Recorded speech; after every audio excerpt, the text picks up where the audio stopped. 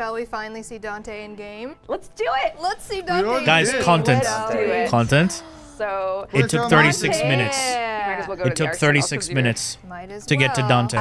What's good, folks? It's Nightmare Frame here with a new Warframe video talking about the recent dev stream that we watched. There was a lot of good things that came with that dev stream, but there were a couple of things that I'm not really excited for, but at the same time, I've come to accept because it is what it is. Things happen. I was a little bit disappointed with some of the changes to a certain ability that comes from this young lady here. However, there was definitely a lot of good that came with that dev stream as well. One of them being they did showcase the new Warframe. It did take them a while till they actually got to the point. But here you can see the new Warframe Dante. And I'll say Dante looks pretty cool. He has a weird bird head. Amazing Syandana. Love the Syandana. But then he is a unique Warframe, as in he is the first Warframe to have a pseudo-exalted Grimoire. For those who don't know, Grimoire is the newest weapon archetype. It's a book, and it has infinite ammo, and it's part of your secondary slot. And the other good thing about Grimoire is that it has a lot of utility mods.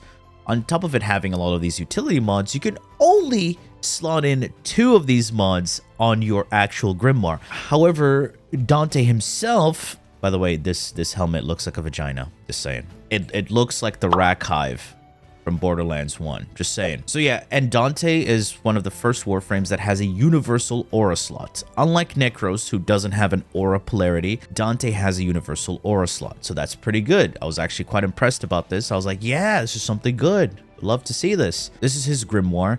It deals slash damage, and it can slot in all of the Grimoire mods, which is pretty damn huge. But let's be honest, you're not going to need all of these Grimoire mods. You'll probably need about, let's say, 3 or 4 to make a very nice utility weapon. So that means you don't necessarily have to use this weapon as a weapon, but it can just be active. Because the best part about it is that it can be holstered. So it can be active, but it can be holstered.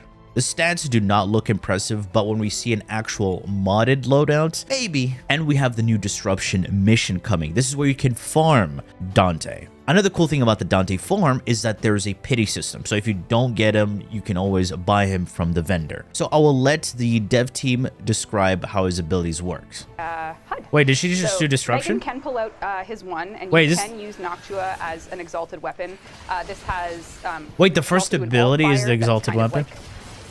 You know, you'll build that up as you're hitting enemies, and wait, you'll deal status is it damage. consuming This is energy pretty much a per classic shot? Exalted weapon, and you don't actually need it out to do the rest of his abilities, so you can put it away if you just want to focus on casting his verses.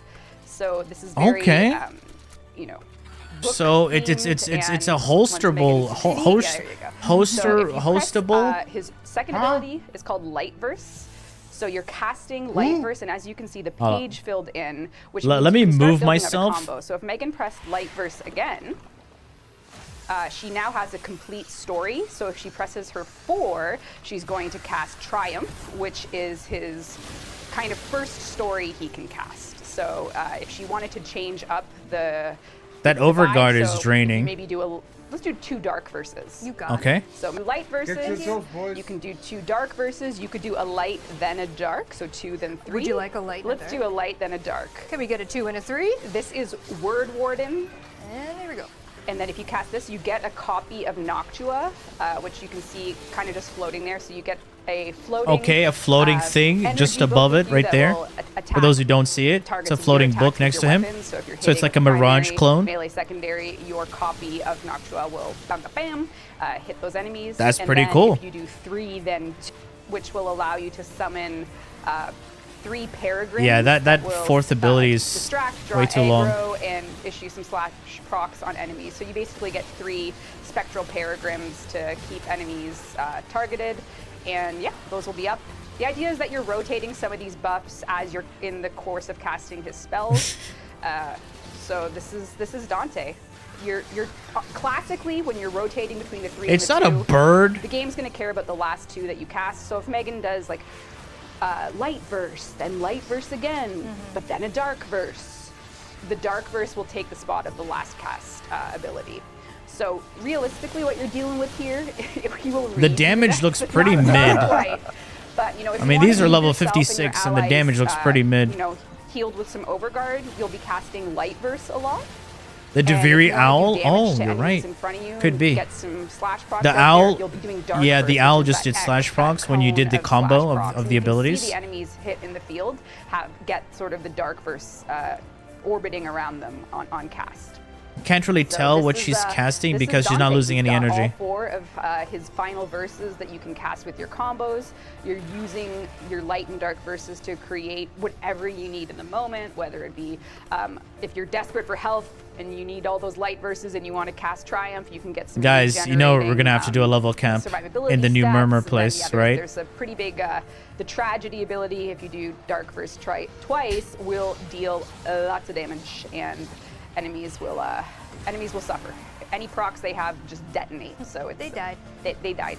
Okay, Yeah, so they're weak to what are we radiation going normally, for the with Murmurs, Dante? but then What's the vibe? but then All about flowing Demolist with the themselves telling those stories, are immune being to really, really radiation. versatile, So plus how's his that gonna exalted work? book you can use for damage, Hmm. status, all those good things. That's And gonna you be can, interesting. yeah, cast your light and dark verses. Just the in order usual to- viral. You also get a lot of style points for that book. Yeah, hella style points. The drip is real, and Yes. you can get Dante one of 2 ways. Actually, one of 3 ways. You can buy him in the market for Wait, some amount of platinum. I don't it's know a how much. fucking. Or you can earn his pieces in the drop tables for Disruption 2.0, we're calling it here. 'cause Oh, for changing it's up the slow as changing. fuck, dude. And then if you aren't so lucky with the drop tables, we do have a pity system on Yo, the she's not character doing any in damage. It's Sanctum level and 50. Automata. How are you So not killing it? Ish, it's pretty standard with what we've been doing lately. Market, drop tables, or a pity system. His helmet ability, I think, is his 3. You gotta shoot it in the back. Not modded. It I has was wanting to mods. slash You should be him. used to that. It has wanted to base use my map. damage, multi-shot, all of that, and Yeah, then the so you Warframe can, also has mods. This is Disruption. We are redoing it for this. I think some QOL is some accessibility QOL. Yeah, we're Yeah, working on. essentially the marker of the demolisher will appear earlier. Some keys will be in the rust, things like there. You can see if you go to a red marker, you'll see a little thief. Oh, the no. Gruzling! Where is he? The Gruzling. Okay, is so that's now gonna be really present in nice for Warframe. Disruption. The one behind you. All right, we do have a couple general changes that we will really quickly go through. Last dev stream, we talked about Mirage Eclipse. Yes. We wanted to get Oh, feedback Mirage on Eclipse. I kinda totally what forgot about that. players wanted us to do, what our options were to change it. You ready, Rue? Oh, sorry. Yeah. So the problem with Eclipse was it just doesn't work in GI lighting Yeah. properly, So and it's- it's inconsistent everywhere else. Right. So, In open world light. and open world lighting. Yeah, so your feedback was overwhelmingly to make it a toggle. As we said last time, if we made it a toggle, we're going to have to nerf it some, so we did. So Okay. essentially now it's you either, I think it's tap it for the defensive one and hold it for the attack one. I can't remember the order. It's one Yeah. of them. Tap Okay. is reduce damage Right. that Mirage takes. Hold is increase Mirage's weapon. Yeah, so the tap Nourish, we basically very- reduce the cap very from nice, the helmet 95% to version. 90%. So it's not a big nerf, it's just to kind of get in line Nourish. with other abilities. Nourish. And the damage we reduce from 200 to 350%, which I know sounds like an increase, but we change the damage to work like the Chroma one. So essentially, instead of multiplying at the very end, it gets combined into your weapon damage, which essentially, so Chroma for reference is at 275%. This one's at 350%. So this is, it gives you more Eclipse damage is than dead. the Chroma one, essentially. Eclipse is dead. And in particular, Eclipse is dead. for the helmet one, it has a F cap in just chat like it for always did. Eclipse. And I believe the What's cap happening? is 350%. F in if chat I for remember Eclipse. Oh And my then god, we Eclipse are is also dead. changing Nourish. Yeah, but just What, the what, helmet what, version of it, Yeah. Brendo's Nourish stays exactly the same. This is just the subsume ability of it. Okay. And it's effectively just reducing Let me the guess. effectiveness. Energy multiply? Yeah, essentially, I mean, Nourish is like mega dominant. I think everyone realizes that it is way above the Yeah. curve for everyone else. Devour, Consume is Nourish there. That is Nourish. And Hey, Yeah. I thought you wanted them to guess. Well, not that one. You can guess everything else, but not that Nourish, one. most use. So honestly, so basically what we're planning to do is just reduce the effectiveness. Our expectation is that it will still be the king of Helminth, because Yeah. it's still so powerful True. that it's just still gonna be the best of the best. But hopefully it's not by as big of a margin as it is right now. Okay. Honestly, like if I were to guess, even if we cut it in half, I don't know the number. We haven't decided the number. We're trying a few things. Even if we cut Eclipse it is in half, nerfed. it probably is going to be the Eclipse most is nerfed, used, boys. helmet Well, still. Eclipse So is we just nerfed. gotta- They made it base like, damage. it's just by It's no too longer much final right now. damage. All right, here's the thing. Let's talk about Mirage. For those who do not know what Mirage offered, it was Eclipse. And it is a very popular helmet ability if you want crazy amounts of damage. And currently, this is how it works. This is before the change. As it states here, very horrible description. Still confusing to a lot of people till to this day. When you're in light, bathed in light, like in a light source, you get a damage buff. This damage buff, as you can see in the card description, doesn't really tell you what it does. It's a final damage multiplier, meaning it's calculated after all of your built-up damage, which is actually very huge, a very strong buff, the strongest weapon buff, by the way. And if you're bathed in light, but if you're in darkness, like in a little shadow, you get damage reduction. And this is one of the main inconsistencies Eclipse has, because your light source and your light intensity greatly dictated how much damage you would get. Let's demonstrate this here in this simulacrum area. Just to keep things consistent, I have base strength, which is 200%. So that means I should be getting a 200% damage increase if I'm in light. They did change the UI where you would have your lunar and solar. Solar is, of course, the light source buff, giving you the damage increase, and here you go, lunar, the damage reduction. Notice I have 36%, meaning I'm not in a good source of light. Now you would think, oh, that place looks pretty lit, let's go there. We're still not getting everything. Going here, instead of getting light, we get damage reduction. No, this is a very inconsistent area. You want to know where the brightest spot in this whole map? Right here, right here, 200%. If you move a centimeter, right, you'll lose the buff. So yeah, this is the brightest spot in the entire area where you get the consistent damage buff. This is what made Eclipse very annoying to use because it was so inconsistent with your lighting. So now people have asked DE for changes, and they finally did change it. And when they did change it, they gave us a toggle. So now you can switch between damage reduction and damage buff. That seemed too powerful. We should probably tweak the numbers. And the numbers tweak that they decided to do is turn this buff into a serration. Now, for those who don't know, Eclipse would multiply serration. Now it's going to be additive with serration, meaning it's a base damage multiplier. It's going to be stronger than Vex armor. First of all, let's have a look at this in a bigger sense. Eclipse was one of the most unique buffs in the game that is available to you via the helmet system. It was a final damage multiplier for your weapons, okay? But now we're getting the option of having base damage instead. This does two things. It does make gun modding a bit easier, meaning you can have different arcanes for your weapons. For example, you don't necessarily have to run Merciless or Deadhead. You press a button, you get the damage buff. You can use different things like Primary Blight, Fractalized Reset, all of these weird different arcanes that you would never think of using unless you mod it for base damage on your guns.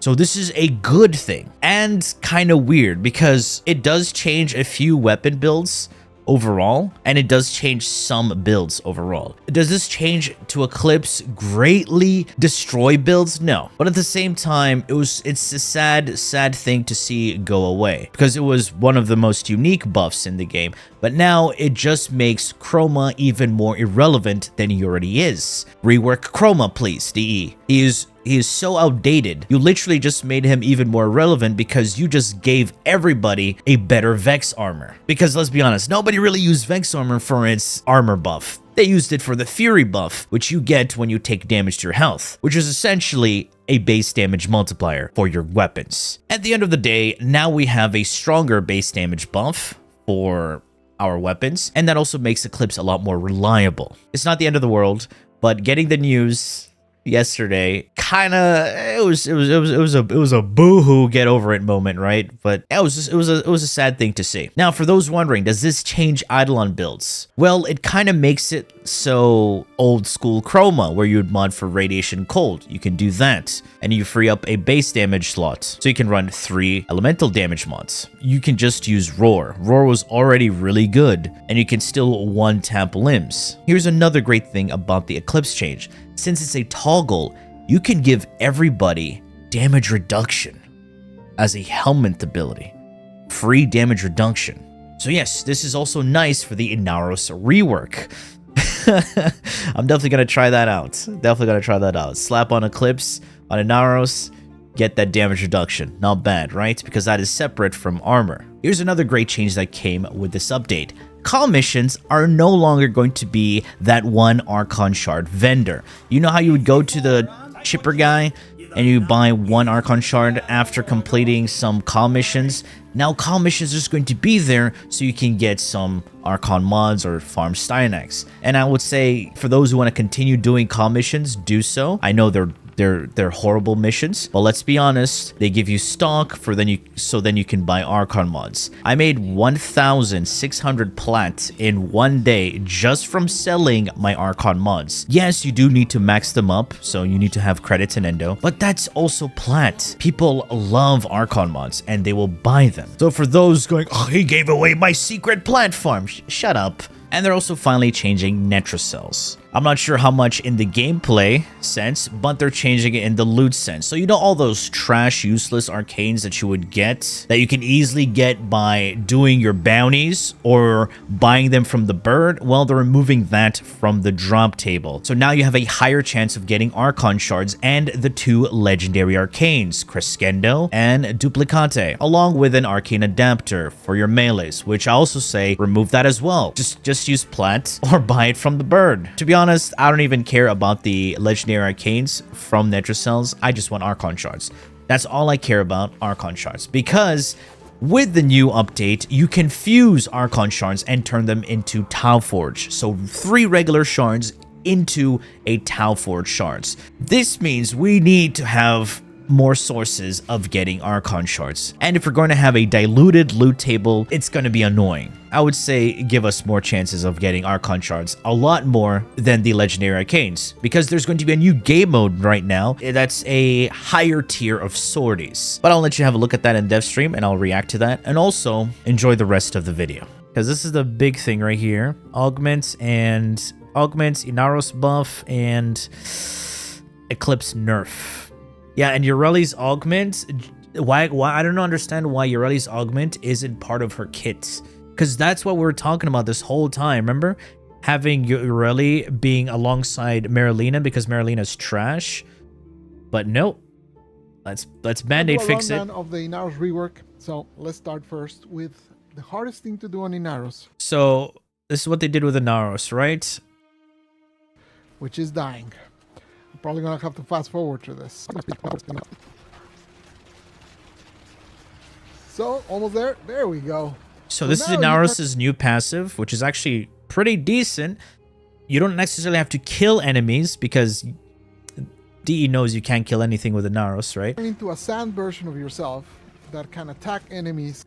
I'll have a look. You can see that meter. Please, on the center, thank you. And basically, that kind of shows you how much. So right now, when you want to res yourself from death, you just hit enemies. You don't actually have to kill enemies, just smack them. Enemies. So it fills up over here. This red diamond. In the center, and basically that kind of shows you how much you're reviving. Boom. And boom. So I'm not sure if this scales of any of your attack speed, because if it scale of attack speed or fire rate, then just put a bunch of attack speed, you know, you'll be fine. You're back up. So basically it's based on and green shards could be really nice for Inaros now. The amount of hits that you do. Every time you die though, that the amount of hits it takes to revive grows more. So basically if you die a lot, it's gonna get harder and harder to come back. But if you don't die for a while, the number starts going back down. So you basically can recover. And his first ability works mostly the same. So okay, so first ability is the same, but now you can finisher more targets. You still do the sandstorm, and then that opens enemies for finishers. Yeah, Khal missions are no longer a thing now you, so for Archon shards, so that's a big W. So right now, if you're gonna do call missions, they're just for Archon mods and Styanax. And if you want to earn some side plats, like a side hustle, call missions will be also nice because Archon mods do sell for quite a bit. So you heal back, and that's pretty much how it's always worked. The main thing that changed for this ability is more not on Inaros himself, okay, but around Inaros, which is basically that in the patch they'll start working, and that doesn't only benefit Inaros, but it benefits Ash and anyone else that can open enemies for finishers. Got it. It's 2 and 3. We kind of combine them, so now it has the mechanics of 3, so it's basically the whirlwind.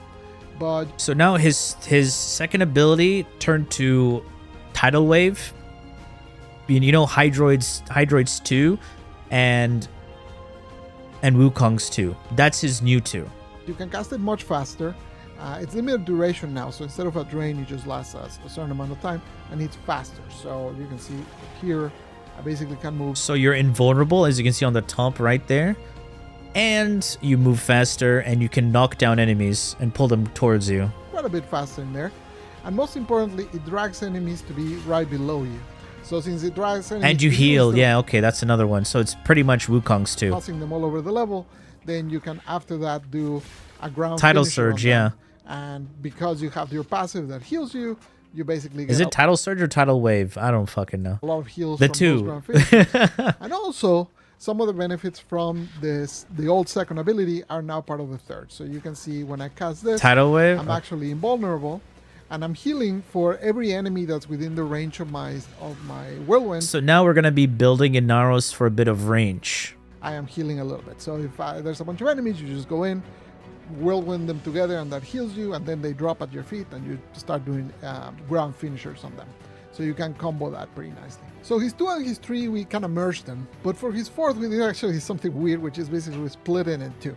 So now you have the armor part as his 3, and you can see it here. So now the third ability, is the old 4th ability, but better. So you remember how the old 4th ability has an augment that gives you status immunity? Now that augment is intrinsically shoved into the ability right now. So you no longer have to use an augment, so saving you a mod slot, which is huge actually. You charge, and then you can see in the lower right, you get a little meter for the armor. The unfortunate part, I was actually expecting to see Overguard, but no, he doesn't have Overguard. You can move now while you cast it instead of being static like it was before. So he's still a pure health Warframe. And the benefits from the augment, which protect you from status, are now embedded into the ability. So basically, whenever you take a status, instead of actually suffering the status, you get protected. Let me see if I can find. Yeah, so for example, these ones would give me corrosive. So notice on the bottom right corner, it says 250. This is almost like if you ever played Wukong and Atlas, they have that little circular thing that determines how much extra armor they get. I'm not sure if this armor scales with anything. It's set at 250, so I'm not sure if it scales with strength or whatever, but having 250 alone kind of sucks. If I stand on it, you can see. And it gets consumed every time you resist a status effect. My armor went down, but I did not get the corrosive. And it gives you protection for a certain duration, so it doesn't get consumed super fast. His So finisher that's mechanic is still there. Now, the augment, which used to give you the status protection, now it gives you death protection, which it's a little bit of a twist that we made there. Essentially, it's a shorter cooldown than any of the other death protection augments we've done before. But after the invulnerability from the protection ends, you actually get hit with a slash proc. And that slash proc So rolling guard. can kill you if you don't heal fast. Or use his second ability. So it synergizes really well with, his finishers or his 2. Obviously his 2 makes you invulnerable, so you don't take damage from the slash, and also you can heal by getting close to enemies. So basically, it's a dead protection that then you have to actually do something about it. Because if you don't do something about it, the slash will kill. It scales with health? No. The 4th ability scales with health. They didn't say anything about the armor. And his 4th gets the swarm part of the previous 4, but quite amplified. So let me show you. But we'll see. So when I cast the 4, you can see they get swarmed, and then that swarm can. So hold up. So when I cast the 4. You can see they get swarmed, and then that swarm can spread around. Essentially, it CCs them, and any enemy killed during that swarm will actually create a sandcat. The sandcats are bugged right now. It almost looks like well, what's that? Hydroid's rain. It looks like the rain thing, but it's shot out at a cone shape. And when enemies die from this ability, he spawns cats like Kavants. Hydroid's one. I cannot quite show them to you, but basically what they do is they attack enemies and they also swarm those enemies. So they keep Tempest Barrage. There you go. That's the one. Around. And it can be really effective to kind of keep entire rooms kind of controlled with the swarm.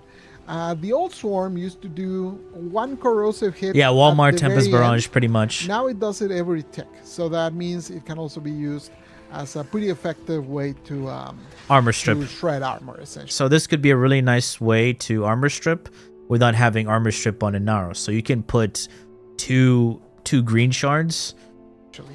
So to recap, when you die now, you turn into a sand version of yourself that can revive by hitting enemies. The 1 is mostly unchanged. The 2 and the 3 got merged, so now you get the whirlwind. Right. It's much faster. It heals you. It gives you immunity, and then gathers enemies instead of throwing them around. His 3 is what used to be the armor part of his 4th. Axis Javelin Augment. A pair of Stynax's Spectres spawns to throw javelins, creating vortexes on impact. So it's a radial suck. I still wouldn't use this. I don't think I would. I'll still keep the Overguard Augment. I think that's way better.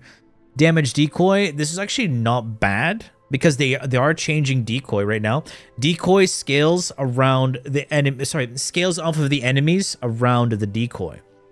So the decoy can be very tanky later on. So now the decoy is actually useful at higher level content. And now when enemies who attack the decoy receives apparently 3 random status effects. This is not supposed to be 300. 3 random status effects and reflect damage. This is actually going to be really good because it's a free primer as well. Hopefully the scaling is enough. Hopefully. And then Divine Retribution. This also looks really cool. Divine Spears Augment. When a speared enemy suffers from a status effect, okay? The status effect spreads to all speared enemies.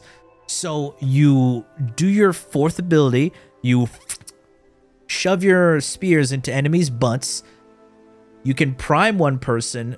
That person will spread the status effects to other enemies. So it's almost like Kullervo's 3, but it spreads status effects. And the spear explosions apply 10 times status damage. So let's say you spread slash, that's kind of huge. But yeah, only the speared enemies. Exactly, only the speared enemies. It is kind of interesting. Now, Baruch's Elusive Retribution. Every attack Baruch eludes. Elude is 3. What? Elude is 1? Wait, elude is 1? Fuck off. Fuck off. Okay, fuck the one. Okay, now ain't nobody gonna use that fucking thing. Yeah, just use purple shards. Use purple shards. Just fucking use purple shards. So this augment actually makes Yareli good. I said it. This is a mandatory augment that makes Yareli good.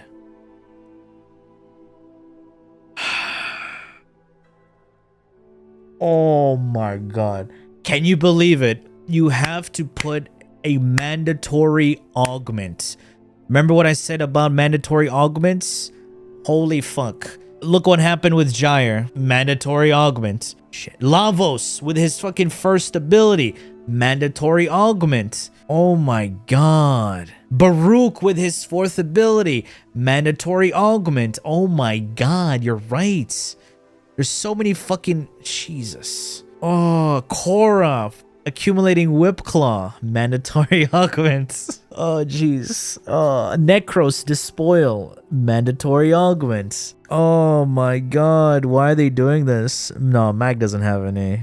Alright. So this is what happens to Yareli. It's whatever you want it to be. So this is what Now she's happens.